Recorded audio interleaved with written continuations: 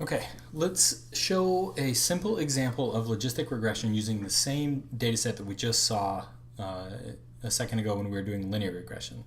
So in linear regression, we were predicting a continuous variable. That is, we were attempting to predict how much rain we would see, a continuous variable, obviously, that can take on any value greater than 0, down to some infinitesimal decimal. However, with logistic regression, we're going to try to do a classification.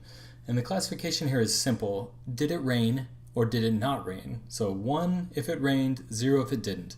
Or in the Boolean case, true if it rained, false if it didn't. And I'm going to show you here what I've got. I'm importing all of the munging packages, I'm reading in the data frame, and then I'm going to create a holding data frame here that is the values of yesterday along with the values of today.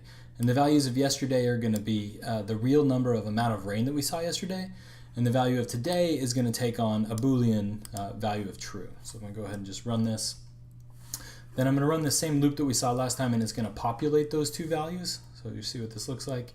And this is just, again, this is just for 100 days. This data set is actually obviously much larger than just 100 days. PD, this data frame here, DF, actually I'll just show you. All right, you can see that the data frame, the original data frame has 22,000 entries, but we're just going to use the first 100 for illustration. Let me get rid of this here. All right, so let's run this loop to populate those first 100 days. Remember, because this is a time series, the reason why we do 100 days and we don't just read it directly from the data frame is because we've got to manipulate the data into a tidy format for time series data, right? Where yesterday and today are related, but in the data set, the way it comes, it's not in that format. So we need to create this data set that's got that. All right, so you can see that of all the values of yesterday, here's the values of today that are populated. So this head isn't a super useful example, but you can see that there will be different values of true and today based on what it was yesterday. Okay, so from Scikit-learn, we're going to import linear model like we did with with linear regression. We're going to modify, or we're going to pull the values out of the pandas data frame using this syntax here, and then we're going to reshape this time just the x vector. And we only have one feature set here, which is yesterday's rain. In the assignment that you'll do here in just a moment, I'll ask you to build more features where maybe you'll adjust this loop and you'll add more than just today and yesterday. Maybe you'll add a day before yesterday and 2 days before yesterday, or whatever the case is, or maybe some of the other values that are in the data set as well. Okay, so I reshape x, and then the model itself is actually pretty simple, right? So now all I do is I take linear model, which I imported from here. So I take linear model.logistic regression, and I fit the feature set x to the observed values y. Go ahead and run that. You get a little error here where it says the default solver will take this value. If I want to not get this, I can just add this extension, solver, and I run this and I don't get a, oh, I'm sorry, this is actually,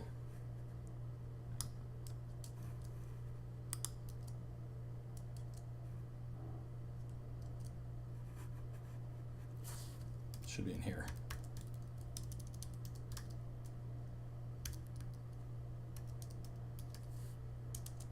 All right, and I just specified the solver. You don't need to worry about that error.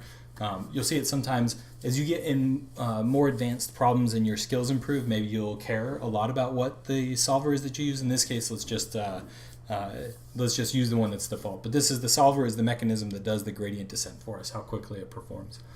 Okay, so now we have a trained model, this CLF. I'm going to call this method score from x and y on CLF that we just trained. And you can see that we get an accuracy score of 68%, which is not terrible. It's not 50%, but obviously it could be improved. And then there's some pretty cool things that we can do here. I can import metrics from Scikit-learn, and metrics has a method called confusion matrix, if you remember what that is from the section that you just took. I run the confusion matrix and I get this, maybe not super helpful little matrix of 1, 0, 1, 0, but I kind of have to know what that is.